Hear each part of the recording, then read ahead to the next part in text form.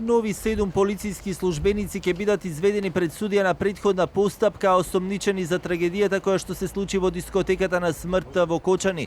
МВР и денеска побара за нив да биде изречена мерка притвор, бидејќи како што информираше министерот Тошковски, со нивното делување, односно неделување, придонеле на различни начини да се стигне до трагедијата.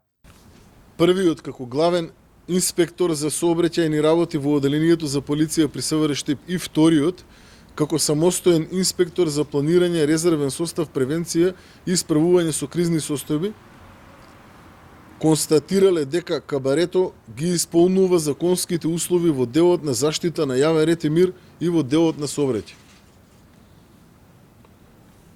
Третиот, како началник на одделение за полиција во СВР Штип и четвртиот, како началник на СВР Штип, одобриле и подпишале известување до Министерството за економија во кое е констатирано дека кабарето ги исполнува законските услови и со тоа што не извршиле целосна поврака.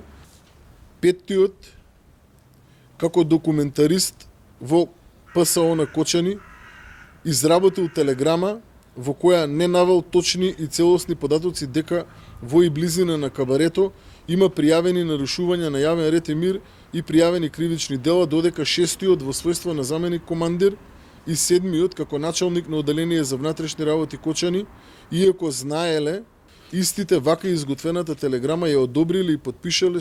Вкупната бројка на приведени лица инволвирани во настанот со овие 7 плюс уште едно лице од Министерството за економија засега е 26. Се бара притвор и за полициските службеници и осумничениот од Министерството за економија. Од обвинителството информираа дека се бара продолжување на мерката притвор за сите досега осомничени.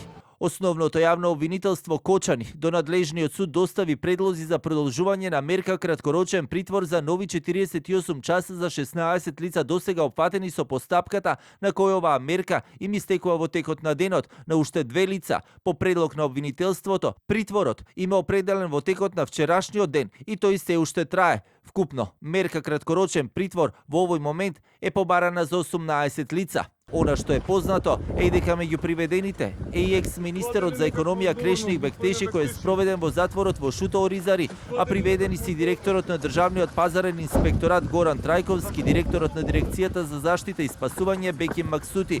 Меѓу притворените се и сопственикот на локалот и организаторот на настанот, обезбедување, продавач на билети, член на пазарен инспекторат, еден трудов инспектор, како и други лица кои се поврзуваат со трагичниот инцидент, зашто конкретно се сомничат обвинителството за сега не открива. Тоа ќе се образложи во истрагата, но вела дека се работи за лица за кои постојат сомненија дека со своето постапување или непостапување придонеле за трагедијата.